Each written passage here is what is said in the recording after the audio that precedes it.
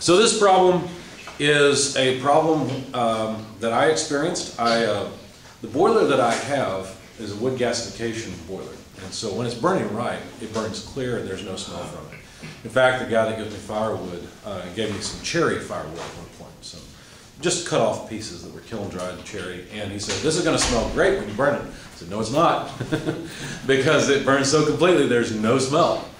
And so you may think this is strange, but once it's hot, I put plastic in the boiler. I don't put PVC in there because PVC has chlorine in it, and that would be released and not good. But as long as it's at a high enough temperature, you put polyethylene in there, it's going to break it down. And it's going to be just carbon dioxide and water that comes out the chimney. So there's no real concern about that. It's the same product you get from burning wood. Anyway, one of the problems with this system is that it can output pretty high power. It's rated at 100,000 BTUs per hour. But my house doesn't need 100,000 BTUs per hour. I'd basically be cooking myself if I put that rate of energy into the house pretty quickly. So, the problem is if I put in a load of wood, that can last me for a day or so, roughly. Not in the dead of winter. In the dead of winter, I can get about 2 loads a day. But of course, I don't want to get up in the middle of the night to feed the boiler and be out of heat, right? So what I did is I actually buried 2 tanks in the ground. Let me start drawing it for you so you can understand what I've done. So I bought 2 propane tanks, and they do not hold propane, okay? Let's get that clear from the very beginning. And from a top view, basically what I did was I buried 2 of them in the ground, but I realized that if I did not insulate them and I put hot water in these tanks, let's call one tank A and the other tank B, not that it really matters. And of course each one holds 500 or has a volumetric capacity of about 500 gallons or so. And I wanted about 1,000 gallons of hot water storage. The idea is, when I'm home, I can fire the boiler. When I'm away, I've got a programmable thermostat, so it doesn't really draw heat from the tanks or from the boiler or anything. But when I'm at home, I can fire the boiler, put 2 or 3 loads of wood, run through it, and all of the thermal energy then that is generated by burning the wood, taking the chemical energy, convert it to thermal. I can put that thermal energy into the water. In other words, increase the temperature of the water.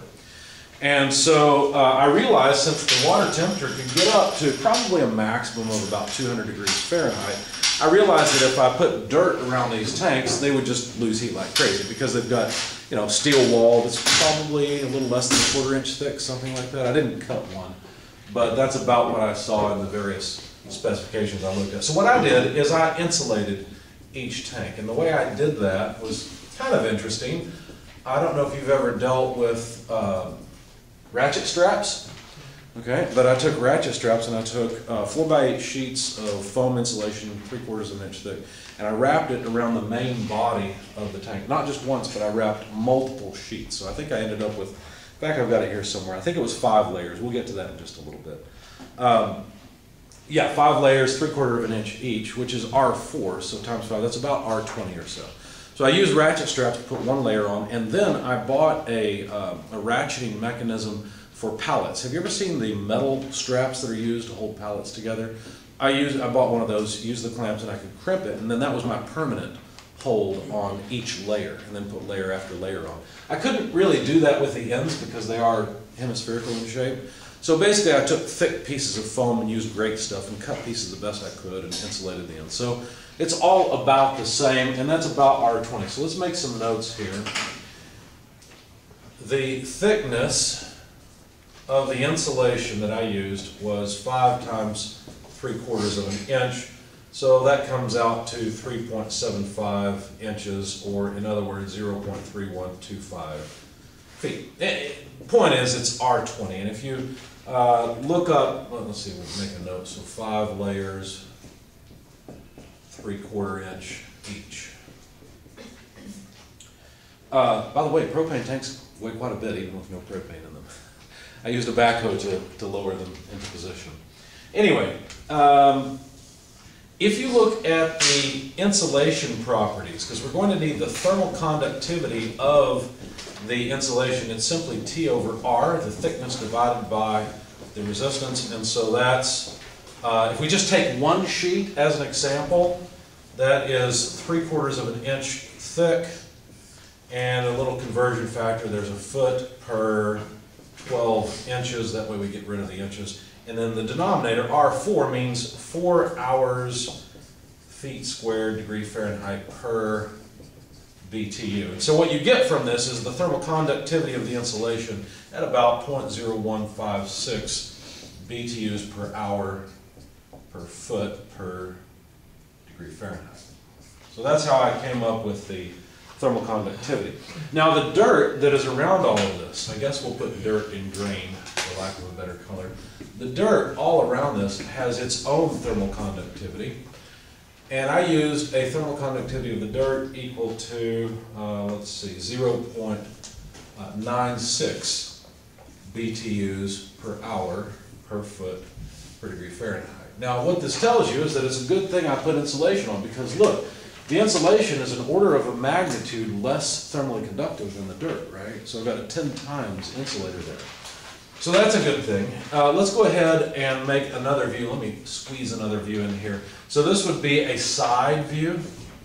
So if we make this, I guess, the level of the dirt. I need to put some dimensions on this so you know what all I did. So we've got the, looking from the side, you would only see one tank. We're looking from here. This would be tank B, not that it matters. But that's all you would see, and the depth below the surface we will call Z. Because of course we'll end up using a shape factor. Now, I didn't really design the depth. I just dug down with my backhoe until I hit slate and couldn't really go farther without a lot of work. I figured that was good enough. It ended up that with the insulation around the tank, the top surface of the insulation down to the top of the insulation, to the dirt, whatever, 3 foot is the number, and I called that H. Okay? Now, of course, along the way, I made mistakes. For example, I put plumbed these together. I actually didn't plumb them to one another. The house sits close, and so I drilled holes in the wall and ran plumbing through the wall so I could set up the tanks in series or parallel and experiment with that, because I wasn't sure which way would be best. Turns out series is best. Not that it matters. But I hooked up, there were, let's see, how did I do it? There was a fitting on the front, on the bottom, that was the low one, and there was a fitting more towards the back of the tank away from the house. So and there were other fittings that had to be plugged for, you know, level indicators, things like that. And so I ran piping to the house. So basically each tank has an inlet and an outlet. Now I actually set up the pump so I can flow it forward through the tank or backward through the tank, so to speak. And I actually, on the inside the surface wall, if anybody buys my house, they're going to wonder who the heck lived here, because I put a piping network there with valves where I could change the configuration. I can actually isolate a tank if there's a leak, and I can run it in series or I can run it in parallel, whatever I want to do. So anyway, I made a mistake, and that was, you know, I'd done all this work. Of course, as usual, I was behind. It was getting close to winter. I needed to use these tanks. And they were all insulated. Seemed to be working fine. I took the temperature up to 200 degrees, you know, the water in the tank. Used that. It went back down to 50. Everything seemed great. I thought, you know what? It's wintertime, or getting close. I'm going to bury this and be done. I thought, you know that little voice in the back of your head that says, maybe you should wait, because that's a lot of work to dig back out. No, I'm going to bury them. So of course I pushed dirt over all of this, and come to find out that wasn't such a good idea, because I had to dig back down and work on the pipe. And you see what I had done, the metal tanks had metal threads. And I knew you're not supposed to connect metal threads to plastic threads, because, well, for one thing, if you have metal male threads and female plastic threads, obviously the metal's much stronger, and if you turn it on too far, you'll bust the plastic. But I was thinking, well, it's, you know, male plastic threads going into female metal threads, so what could go wrong? Well, think about that for a minute, and you might figure out what went wrong. Anyway, a little bit more information. Let's define some things. First of all, one thing I was concerned about, obviously, was heat loss. So my goal is to figure out what would be the heat loss rate from this situation. In fact, I did all of this math before I dug my hole, so I did that part right. So what would happen? Well, if we look at the heat loss from a tank, it's got to go from the tank to the surface of the insulation. We'll call that Q dot 1. And of course, the same heat transfer rate must occur to go from that surface up to the surface of the dirt. Now, I realize that the dirt is at you know, a lower temperature, so some heat is going to escape and kind of saturate the dirt around. But my main concern was the heat loss going to the ground when air temperature was, say, 20 degrees outside or something. You've got something at 200 degrees to 20 degrees, that's a 180 degree delta T, and I thought, yeah, that's probably a concern. But along the way, if you think about it, whatever heat leaves the tank must also continue through to somewhere else because energy is conserved. So really what I was going for here is, what's the temperature at this interface? Call it T1. Because if the insulation is good enough that this intermediate temperature comes out, say, below 55 degrees, well, the surrounding ground's at roughly 55 degrees anyway, probably a little colder in the wintertime because it's only 3 feet deep, but still, that wouldn't be too bad, right? So I decided to make the temperature at the surface, let me move this up a little bit, I decided to assume that it would be an air temperature of about, we'll call it T2, equals 20 degrees Fahrenheit. Just a good cold winter day here in southern Indiana. Okay? Now, of course, what's inside of the tanks is water.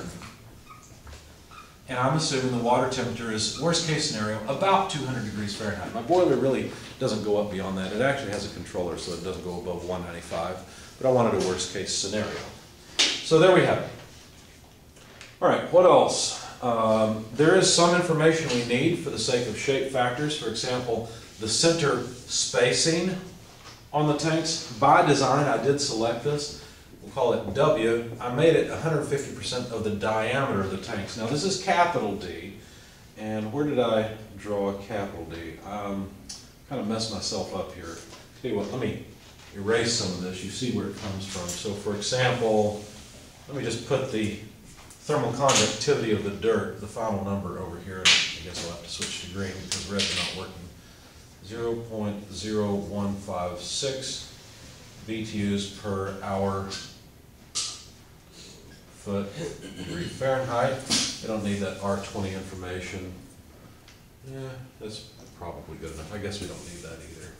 It doesn't matter that it's 5 layers. Just the final thickness, I think, is all we really need.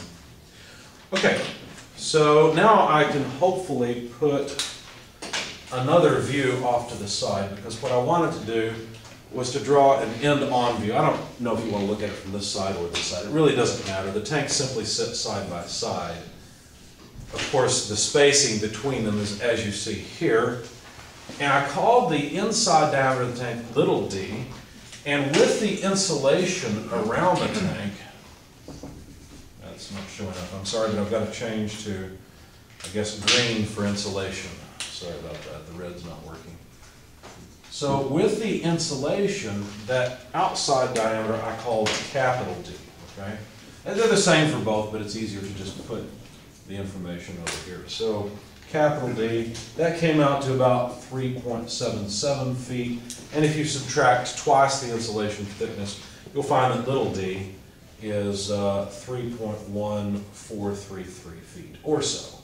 Close enough. 4 decimal places is probably excessive, but there it is. Okay. Any questions about the setup so far?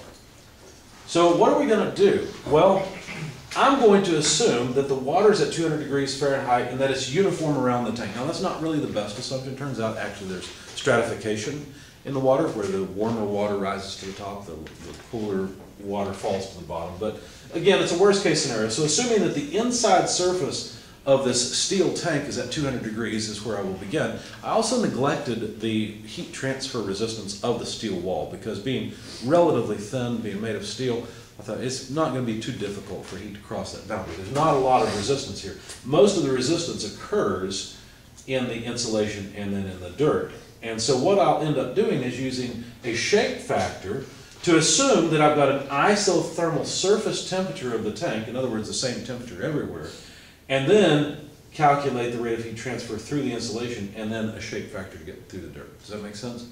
So there's two different things. I'm going to use shape factors for Q dot. Well, we'll get there in just a second. I don't want to get ahead of myself. And I do have an opposite definition here. I meant to make this Q dot 1 and this one's Q dot 2. So the heat transfer rate through the insulation is Q dot 2. Through the dirt is Q dot 1. So again, we'll use a shape factor here and something else. Okay.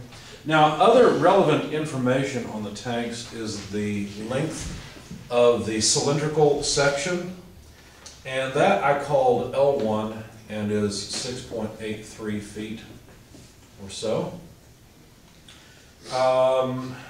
And if you want the overall length of the tank with insulation, which we will need, that would simply be L1 plus 2 times capital D, and that number comes out to 10.60 feet. Okay. Now Z, this height, let's see, let me write the equation over here. Z would be equal to H, this distance, plus capital D over 2, right? Because capital D is the insulation diameter. So that over 2 would give us Z. When you do the math, it's just 3 plus 3.77 over 2. When you do that, Z comes out to about 4.89 feet. Okay. So we're just setting up the problem, defining everything. Any questions so far? Okay, so like I said, basically what do we have for Q dot 1? Let's open our book and see if there's a shape factor case that will help us solve this situation, solve for the heat transfer rate through the dirt. Now notice we don't have everything we need. We don't know the surface temperature of the insulation, T1. However, we can insert that as a variable and you'll see what happens. So let's go to our shape factor charts. And which situation, which case do you think matches a tank under the ground? First one looks the most simple. First one does, however, we got 2 tanks, don't we? Yeah. So what situation do you think would be the best in our case? The one right beneath the first one. The one beneath the first one is for an infinite medium. In other words, there's dirt that just continues in all directions. We have a surface. So I don't think that case 3 would work. So number 4. Case number 4 works because that's for multiple tanks buried side by side, or cylinders. Now I realize in my case I've actually got hemispheres on either end, but this is the best I've got, so why not? I'll just use it. Okay. Is there a shape factor for a sphere? I don't believe there is. There's one for a disc, but I don't see one for a sphere. There is an isothermal sphere buried in a semi-infinite medium. However, the problem with it, it's the last case, the problem is that the surface is insulated. In other words, no heat goes this way. I'm assuming most of the heat goes up through the dirt. You see?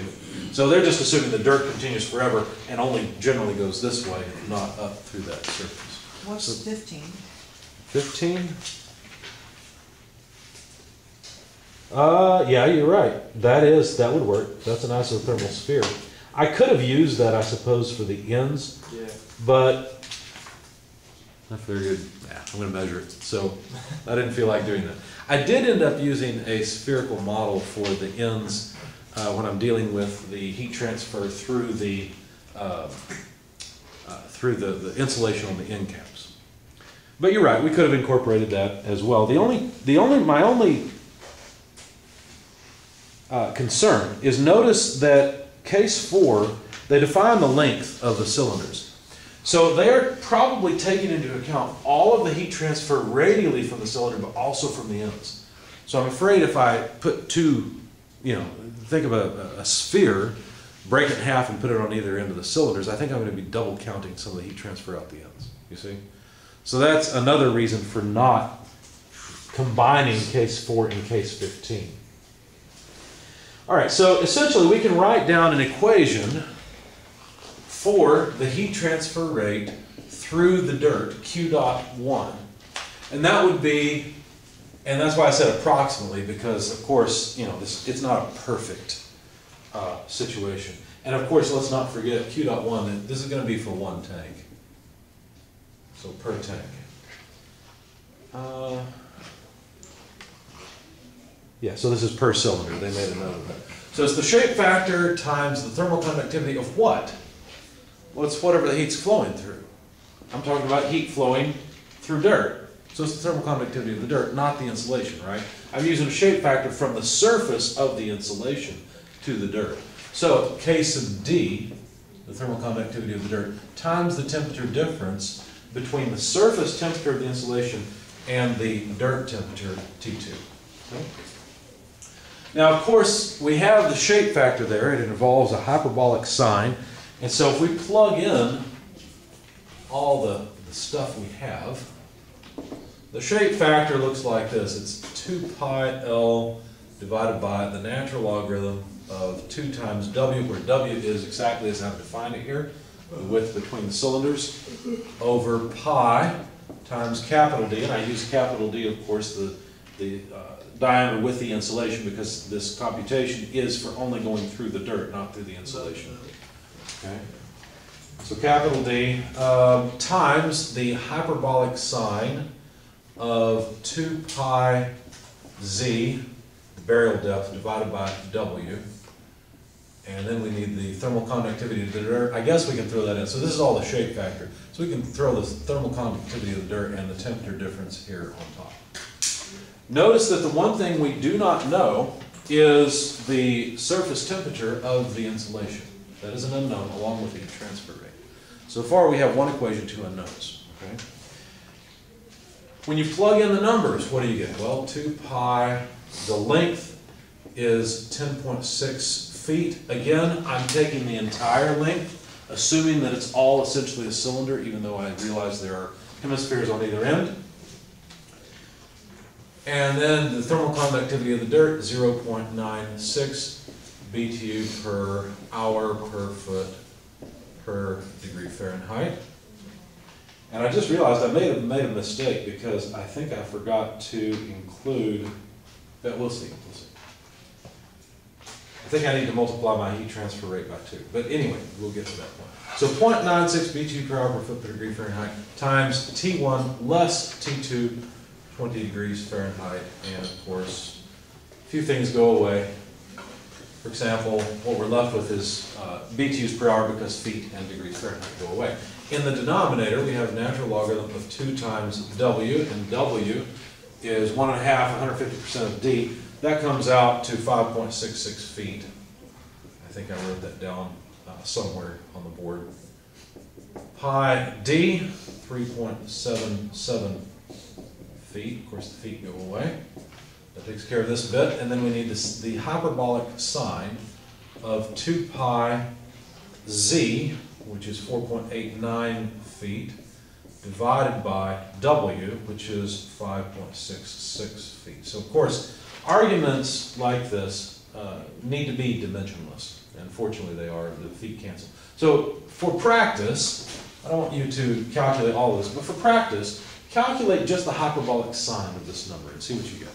Okay? So if you're watching the video, you should also do this. I'll give you time to do it. I'll give you a couple of minutes. By the way, the hyperbolic sign is actually defined in terms of the special number E. So if you remember the equation for it, you can use the exponential function on your calculator to calculate hyperbolic signs.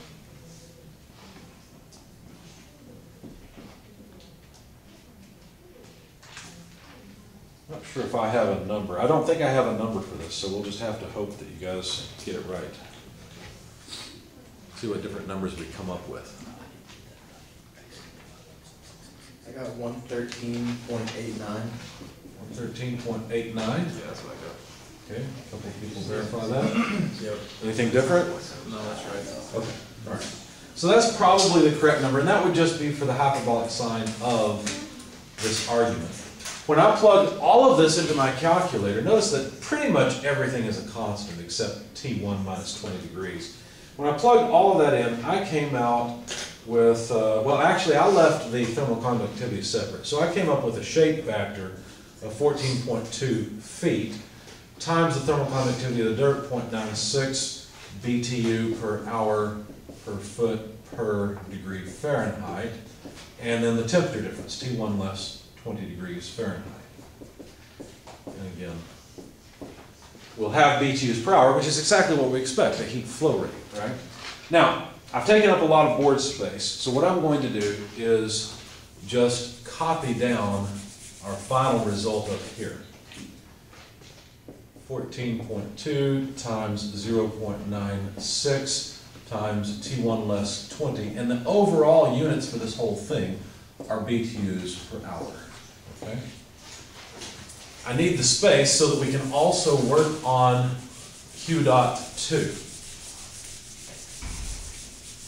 Now the key idea here is that Q dot 1 and Q dot 2, the rate of heat transfer through the insulation and the rate of heat transfer through the dirt, should be equal to one another. And so I'll end up with another equation that involves Q dot 2, right, in terms of T1. However, Q dot 1 and Q dot 2 are equal to each other. So I'll be able to set this equation equal to the one I'm about to write and solve for T1 from it. Okay? All right. So let's carve out some space because we're going to need it. Q dot 2. Well, heat has to flow through the cylindrical portion of the insulation. I'm going to break it up into the cylindrical portion and then the hemispherical portion, or basically I'm going to imagine a sphere that's buried along with a cylinder that's buried. Does that make sense? And so that way I can accommodate the heat transfer going out this way as well as this way. Okay, so we're going to start with just the cylindrical portion. Of course, since we have heat transfer flowing through a round, here, let's do it differently. Since we have heat flowing through a round section, right, in radial directions, we have to account for the fact that as the heat flows through the cross section becomes larger, and we end up with a larger area out at the end. So, of course, we need the resistance to heat transfer for a round section like that. So the temperature of the water minus the temperature at the surface of the insulation, that temperature difference across the insulation is what's driving heat transfer through the insulation. Okay?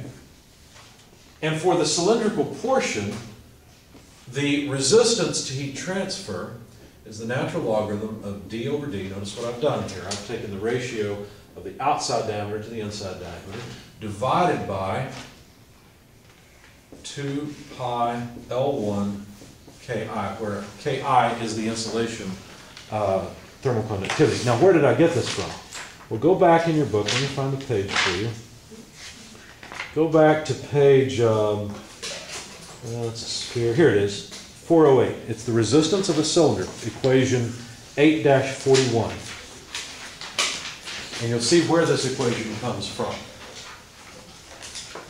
Remember when we had to integrate Fourier's rate equation across the insulation thickness? But we said, well, when you integrate it, here's what you come up with. Well, there it is. There's our result. So this part is just the cylinder, or the cylindrical portion, because notice I've used L1. I've used this distance. I have not included the hemispheres at either end yet. However, there are also hemispheres, and they have the same driving force for heat transfer. It's the difference in the temperature of the water at the surface of the tank to the temperature of the insulation. And I'm assuming that the insulation is isothermal at its surface where it contacts the dirt. Okay? So what resistance do you think I'm going to use here? The resistance for a sphere, right? Because I've got two ends of this, basically I've got a cylinder capped off by two hemispheres. So I'm just using a hemisphere total, okay? Is that equation 8-40? Yes, the Q dot that I've got so far for a cylinder is equation 8-40, you're correct. Okay. But I'm going to add to that equation 842 to model the heat transfer from the two ends of the tank, the two hemispheres. So I'm going to add to that 842, and I began writing it, but I just need the resistance of a sphere. And so that would be d over 2 to get the radius minus little d over 2, the inside radius, over 4 pi, little d over 2, big D over 2, multiplying the two radii together, case of I. Everybody see where that comes from and what I'm doing here? Okay? Okay, yeah.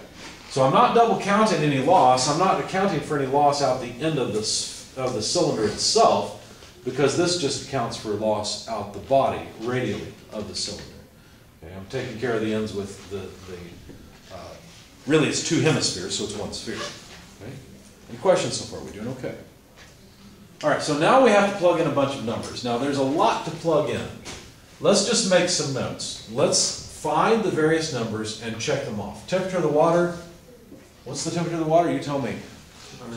200 degrees, good. The outside diameter of the tanks with the insulation. So outside diameter of insulation is 3.77 feet. It's right there. So we know capital D. Notice the unknown is T1, but it appears in both places. How about little d? 3.1433 feet. So we know little d. And of course that checks off the two D's there. How about the insulation thermal conductivity? Right there. 0.0156 BTU per hour per foot per degree Fahrenheit. Okay. Takes care of this one. L1.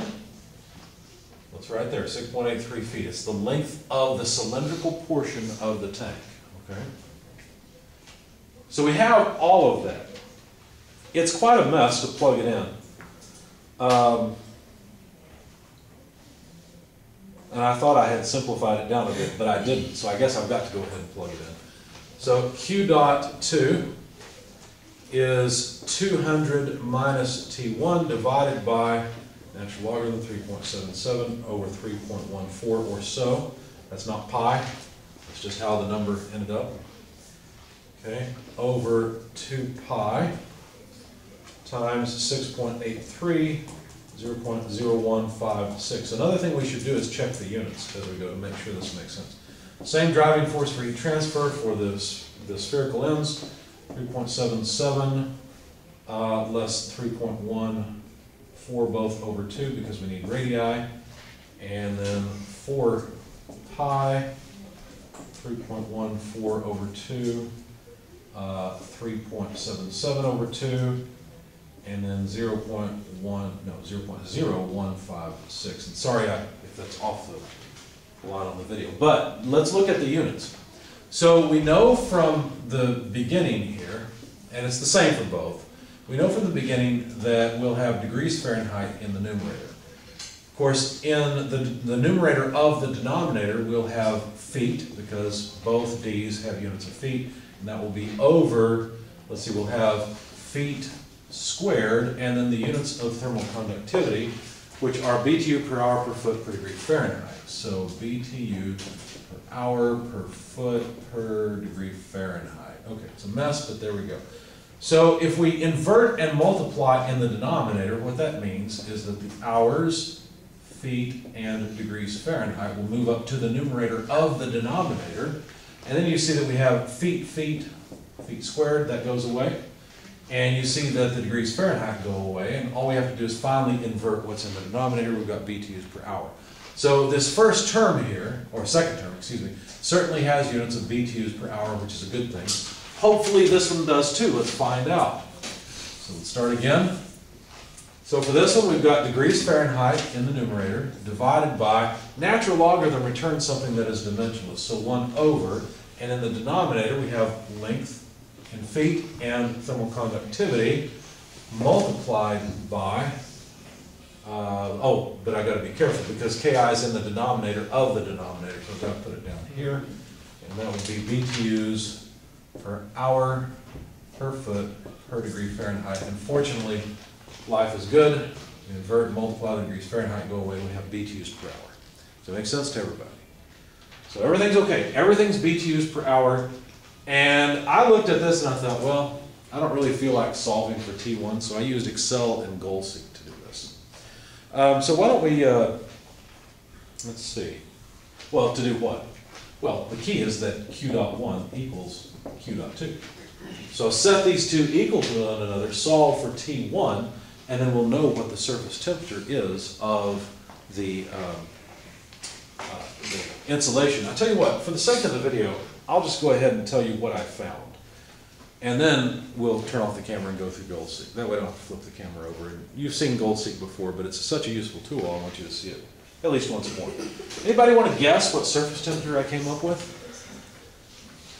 It's 3 foot thick of dirt, but dirt that's 10 times as conductive, roughly, as the insulation. What do you think? 40 degrees. 40 degrees, good guess. Anybody else want to place a guess? 35 degrees, that's what I came up with. So I came up from this with a temperature T1 equal to 35 degrees Fahrenheit. Okay? Now, I think this is a valid result because, for one thing, I know that Q.1 only deals with a single tank, but notice that I've done the same thing for Q.2, right? So I've only accounted for the heat transfer from one tank, but that gives me a proper intermediate temperature. And then you can plug that back in, preferably to this equation. You can plug it in here, you get the same thing. So why not make your life easy? Q dot, whether it's 1 or 2, comes out to about 204 BTUs per hour. Now you compare that to what my boiler can do, 100,000 BTUs per hour versus something on the order of 100. And basically the boiler can put energy into the tanks at, you know, well, it wouldn't be 1,000 times, it would be 500 times the rate at which it leaks out. Does that make sense? That's not bad. I thought, okay, this will work, and that's why I actually went forward and insulated the tanks and buried them. Honestly, today I wish they were above ground with insulation, because then they'd be easier to access, but oh well. If I ever have to replace them, I'll just leave those tanks buried and set some in a shed or something. So the total heat transfer rate from the two tanks then, Q dot total, would be twice that, which is about 408 BTUs per hour. So again, you know, a decent loss, but not awful. Now, in reality, the ground around the tank is actually going to be at a higher temperature. It's not going to be at, you know, 35 degrees or so in the wintertime. Even 3 foot down, it probably won't get that low very often. I think the frost line around here is about 3 feet, so occasionally it can get down to 32 degrees at that level, but most of winter it's not that cold. And so I said, well, you know, in reality, the temperature of the dirt around this tank, because obviously it'll be colder here but warmer here, I said, well, you know, T1 is actually going to be probably about 50 degrees or so. So to actually get an estimate of what the heat loss rate should be, all I've done so far is proven that this is pretty darn well insulated. I really didn't need to wrap a whole lot more insulation on it. This is not bad. So I said, okay, what if T1 is 50 degrees Fahrenheit? Just because that's more practical. If that's the case, then you can calculate that the heat transfer rate would be about 186 BTUs per hour. It's actually not that much higher than what I calculated with a insulation surface temperature of 35 degrees. So the total loss from the two tanks, a little under 400 BTUs per hour. So now I have my theoretical results, and of course when I buried my tanks, I put temperature sensors on the surface underneath the insulation so that I could tell what was really going on. And I measured the water temperature, so I figured, well, you know, this is the worst case scenario. I realize as the temperature of the water goes down, that the heat loss rate is going to go down as well. But I should be able to use this as a ballpark estimate. And so then I took some measurements over time. I heated up the water in the tank, fairly high temperature, and measured the heat loss rate. So basically I wanted delta T over delta T. In other words, how much does the temperature change for a time change? And here's what I measured. I got 7.7 degrees Celsius per 1 day. That's the rate at which the temperature of the water was decreasing. Now I didn't have much of a choice. I wanted degrees Fahrenheit, but the device I was using gave me degrees Celsius. So I'd have to transfer that or translate it into English units. But basically, what's going on here, the measured heat transfer rate, the measured loss rate, would be equal to the mass of the water in the tank times the heat capacity times the change in temperature over change in time. What does this say? This says that the water has heat capacity. As that water temperature goes down, there's a certain amount of energy that's got to come out of the water for it to go down that far. Does that make sense? You can't get water to go from 200 degrees down to 50 degrees by taking 1 BTU out. That's not enough. You got to take a lot more BTUs out of it than that. Okay, that's one of the reasons for using water. It's cheap, commonly available, and it has a fairly high heat capacity. It's also non-toxic. Now, I wouldn't drink it coming out of these tanks. They've had mercaptan and propane and who knows what all in there, but for my purposes, it's adequate. So what I decided to do was figure out, okay, so what's the actual heat loss rate based on the temperature change of the water for one day? So let's put that in. There's 1,000 kilograms per cubic meter for water. I'm working in metric because I had metric here and I'll convert it to yen. And 1,000 gallons, because that's the capacity of the two tanks combined, can be converted to cubic meters with a conversion factor. There's a cubic meter per 264.17 gallons. So that takes care of, let's see, this is density times volume, so this is just mass so far. I need to then multiply that by the heat capacity of water, 4.18 kilojoules per kilogram per Kelvin, and then I need the temperature change over time. Now, I'm running out of space, so let me break the line and continue down here. So multiply by 7.7 degrees Celsius per day, that's delta T over delta T. And one day is 24 hours. Whoops, that's not what I needed to cross off. I'm going to cross off days. And then to get to BTUs per hour, there are 0.9478 British thermal units per 1 kilojoule. Okay, so let's see what we've got. Cubic meters go away, kilograms go away. Kelvin and Celsius cancel. Why? They're both temperature differences, exactly. And then the kilojoules go away, and what we've got is BTUs per hour. Anybody want to guess how many BTUs per hour I've measured? Now, this is just an average flow rate. Take a guess. What do you think? Remember that pipe I was talking about? Guess what happened? Well, you've heard of the coefficient of thermal expansion, right? So you heat up the plastic and the steel to 200 degrees and there won't be any leaks. You know why? Because the plastic is being absolutely mashed into the threads, okay? However, when the temperature then drops to 50 degrees, the steel recovers and the plastic doesn't as much, and now you've got a nice leak. And so I had plenty of leaks in these tanks, and I had to dig them back up and get down there, get all the dirt out by hand, not all of it, but enough to get to the piping. Replace it with what I should have done in the first place, which was, you know, some metal fittings with metal threads, and then use PEX and crimp the PEX onto the pipes. Anyway, got all that done, and now it does not leak, which is good. But my loss rate that I measured was a mere, let's see, 4,812 BTUs per hour. Wow.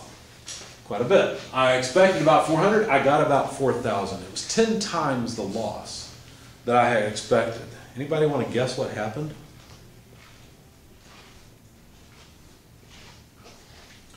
Well, the dirt got wet, right? Because of the leaks that were below the level of the insulation, everything basically got wet and the thermal conductivity shot up. And so I lost a lot of heat very quickly. I don't lose heat near so badly now. It's still a little higher than theoretical. Why might it be a little higher than it should theoretically be? There's something I talked about early on. The ends aren't perfectly insulated, are they? They're not yet, that's right. So there's a little bit of, probably the ends are the worst insulated of all of it. There's probably a little bit of air gap, so there's a little bit of convection that would occur. Also, remember that I'm assuming that this is a cylinder. I didn't take into account the fact that the ends are hemispherical in my shape factor calculation. So that can make somewhat of a difference. I thought there was something else I told you, but it escapes me now. So, once I dug them back up and piped it the way I should have in the first place, it works great now. I don't have to get up in the middle of the night and load the boiler, which is a good thing. That's quite a pain. I have had to do that in the past. Basically, when these tanks didn't work, I had to do that. But another problem, another reason for installing these tanks is that the way the boiler works, when you put a load of wood in there, as it burns down, that energy's got to go somewhere. And so with the controller on it, if you can't put that energy into your home, then the boiler will actually go into an idle mode, where it's just sitting, it's sort of on standby, it's not blowing air into the combustion chamber. And basically what happens is you've got too little oxygen, and so you end up with smoke rolling out of the chimney, which I hate, because smoke is unburned fuel. I don't want to load more wood in the boiler than I have to. You know, I don't want to have to go and get more firewood than I need. I want it to burn efficiently. And so I want it to burn nice and hot and continuous. So basically the way this thing works, if you can get it hot and burning and firing well, then you dump all that energy into these tanks, then you end up with a more complete combustion, a nicer burn. Now it does smoke a little bit when you start it up, but after that, once you get it going well, it burns very nicely. A lot of people have what I call a smoke dragon. That's sort of the term for it online with people that have boilers like mine that are wood gasification boilers. They sit out in the country and they're far away from the house, so who cares? Just load wood, dry, wet, whatever, with a forklift into the burner and let it run, let it smoke, who cares? I don't like that because I'm loading it by hand in the garage. And I have neighbors and they'd be a little bit upset as well if I had a smoky chimney all the time. That would be not good. Any questions about this? Okay.